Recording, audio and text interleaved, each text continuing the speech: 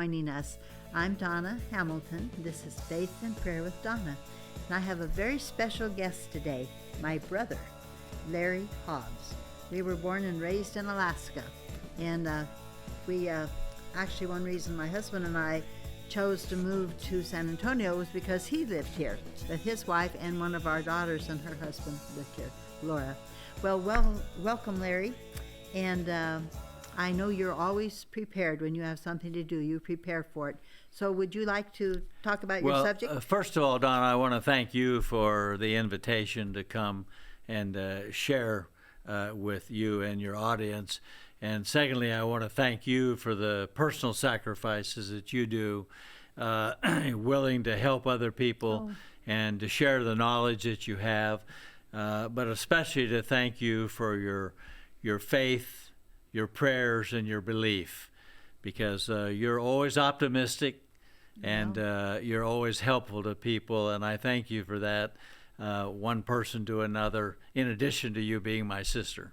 Well, you know, Romans 8:28 says, for we know that in all things God works together for good for those that love him and that are called according to his purpose.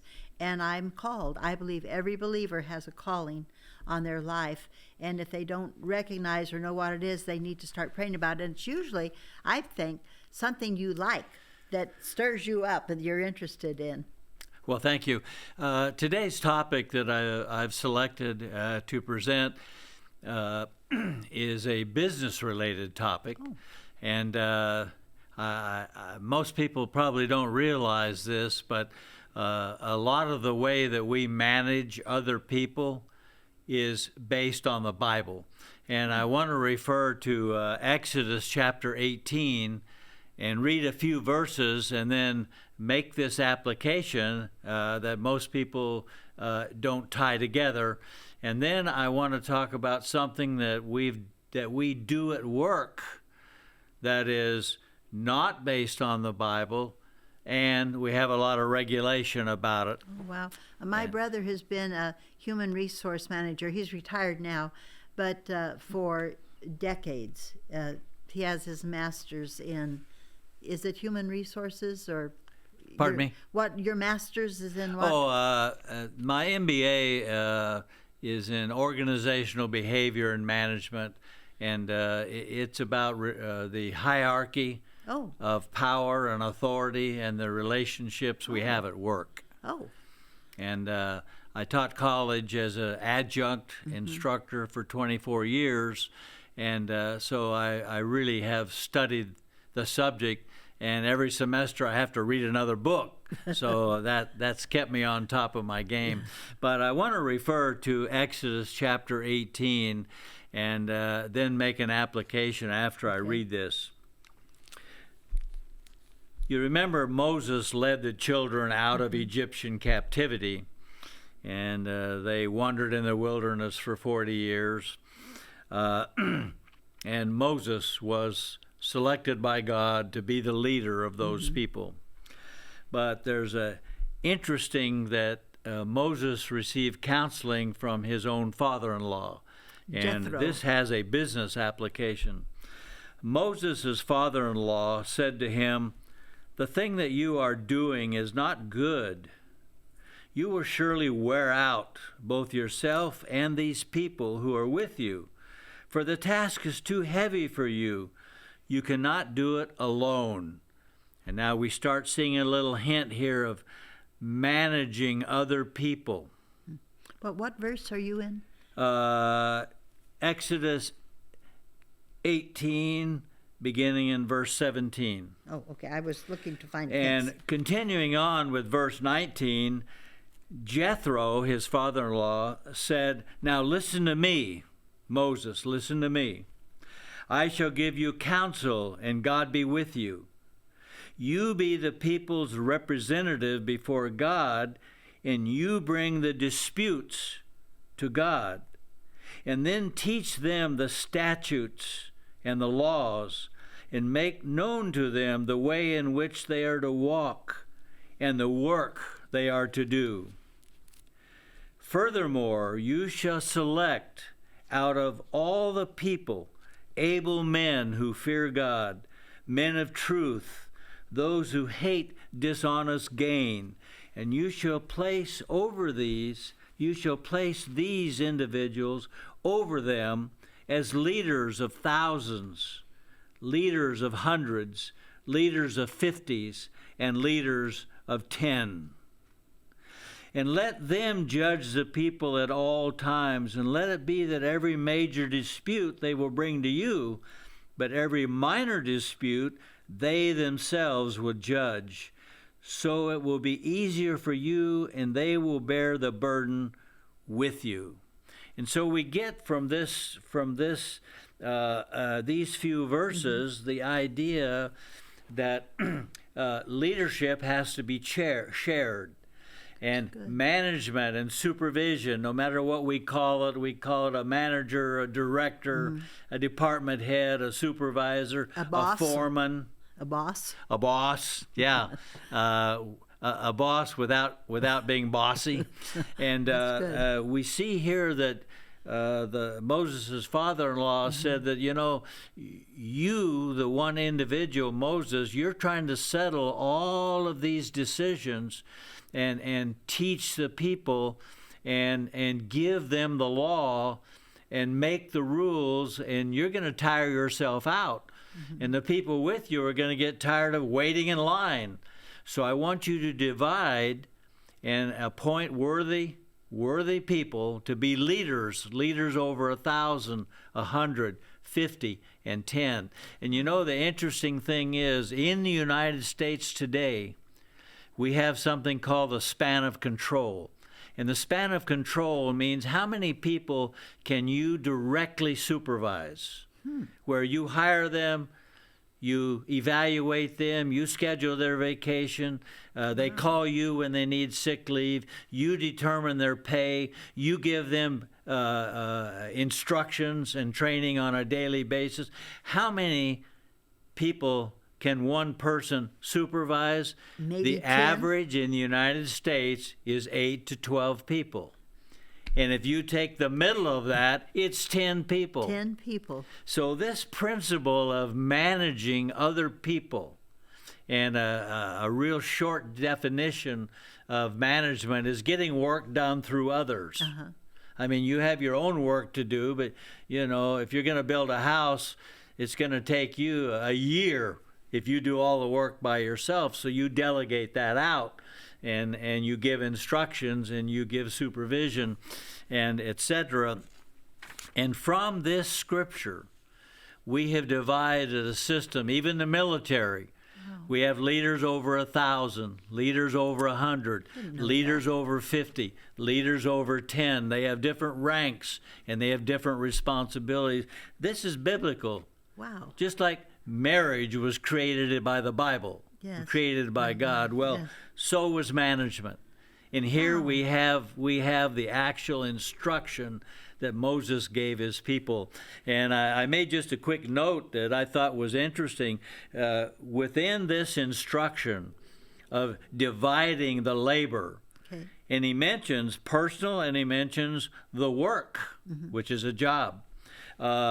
We have in this short instruction teaching, because Moses was telling them the will of God. We have training, a division of labor, settling disputes, resolutions, and policy development. All of these are business terms that we're very familiar with. We use them every day, and yet here it is, straight out of the Bible, the basis of how we manage people today is biblically based. Wow. So I want to put an unusual twist on this in the few minutes that we have left. Whenever we hire people to do a job and we build a company or an organization or a government agency or a nonprofit association, we want these people to move in one direction, and we want them to have a common goal, and that goal is to accomplish the purpose of the organization. But people today have thrown thrown some divisiveness into this. And one of the things that they do, we call this harassment, and we call it discrimination. Okay. And so our government has created laws and regulations to try to outlaw and to regulate and to control these misbehaviors. And I don't think it's biblical that we're supposed to harass other people or that we're supposed to discriminate against people. God says that all people were made in the image of God. Amen. And we know that's mentioned in the Old Testament and the New Testament, that we're made in the image of God, that we're special individuals. And so we have no room for harassment and discrimination, and particularly, and I'm referring particularly to at work. At work. So I want to give a short lesson on harassment and discrimination, and the way I'd like to do this is I would like to ask you, Donna, a few questions. Okay. And just answer me to the best of your knowledge, and then I'll give you the correct answer. So Well. I'm setting you up. Yeah. Okay, so here's brother. the question number one. Sexual hints, flirting, telling off-color jokes, sharing suggestive cartoons in the workplace, these activities are all right if everyone present laughs or participates in the activity. I don't think so. And also, I think the dress code, something like that should be in there too. Okay, You know. so your answer is false, False, and I your think answer so. is correct. Even if everybody thinks it's funny, someone could be insulted by doing these things. And they might not actually think it's funny. They just feel they have to laugh. They have to laugh, go or they have along. to participate or go along. Yeah. That's called peer pressure, and there's a lot of that too. Here's question number two, true or false? If an employee tests positive for an illegal substance after a workplace injury, Texas law requires the employer to terminate the employee for drug use. I have no idea. I don't know the Texas law. So I'll say they're required to report it, but maybe they're not. Okay, the answer is false. Oh. There's no requirement to terminate someone just because they test positive. Now, most employers, they have a policy of zero tolerance. Oh. They really don't want an addicted person or a person under the influence of alcohol or drugs to be at their work site. It's a danger to them, it's a danger to the equipment, a danger to the customers or the patients, and a danger to other employees. So most companies have a written policy of zero tolerance. If you get busted, you really have to leave. Oh, okay. Leave your employment. And and of course, there's a lot of thought on this. Some people say, "I'll give them another chance." Other people say it's not important. They only abuse drugs on the weekend, not at work, and so the arguments go on and on. There's a lot of arguments about all of these things. Here's number three. An employee complains that several co-workers used bad words around her throughout the day, and that it is against her religious beliefs to use profanity, and it interferes with her work. The employer does nothing about the complaint. Does the employee have a claim of religious discrimination? I don't know. Well, I guess I could say yes. The answer is yes, and that's because the policies about using bad words, all of the bad words, by the way, are based on just three things. Every bad word you can name is either based on race, sex, or religion. My goodness. All the bad words. And some people, and remember, the equal employment opportunity laws and the harassment and discrimination is part of that. There are only 6 things that are illegal. to discriminate or to harass. Race, national origin, age, sex, religion, and disability. Those things have nothing to do with your job, and those things should not be mentioned, should not be joked about, should not be questioned, should never be a topic of discussion. There's nothing related to your job that's based on your race, national origin, which means your ancestors or where your ancestors came from, your history, your traditions, okay? Race, national origin, age, sex, religion, and disability. These 6 things are protected by law. It is perfectly acceptable to discriminate on the basis of anything else. For instance, and over the years working in human resource management, I've had many complaints about things that are not covered by the regulation. For instance, you could have a company policy that says we do not hire violin players. Anyone who ever played a violin or ever touched a violin, we don't like them, we don't want them, and we're not going to hire them. Well, that's discriminatory. Yes, but it's not protected by law. Oh. So people abuse this idea of discrimination that any time that you're differentiated or any time you're treated differently, it's protected, it's against the law. Not really true. Only race, national origin, age, sex, religion, and disability, those subjects are protected. For instance, smokers. Did you know that you can have a company policy that we will not hire anyone who smokes or uses tobacco? No, but I know that people used to smoke all the time.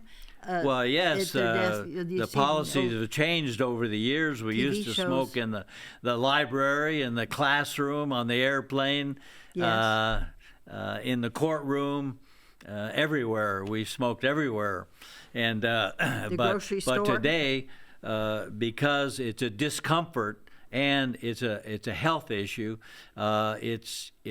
smoking is not protected. You can discriminate against smokers in the workplace, and I'm only talking about the workplace. All right, here's another question. Well, what about in the grocery store? Pardon me? What can you just about someone was smoking in the meat section of the grocery store, a customer? Well, remember, no smoking indoors. Oh. Anywhere. Oh. Everyone has a policy. We don't allow smoking indoors. Oh, you have to know smoke that. outdoors. I did not know that. Yeah, that's individual company policies. Oh. Yeah. All right, here's another one. In order to be a qualified person with a disability under the Americans with Disabilities Act, the law requires that the employer take into consideration corrective measures such as medication or eyeglasses. Or a cane. Or a cane. Oh, you were asking me? That's a question, true or false. In order to be a qualified person with a disability under the ADA, the law requires that the employer take into consideration corrective measures such as medication or eyeglasses. In other words, here's the question.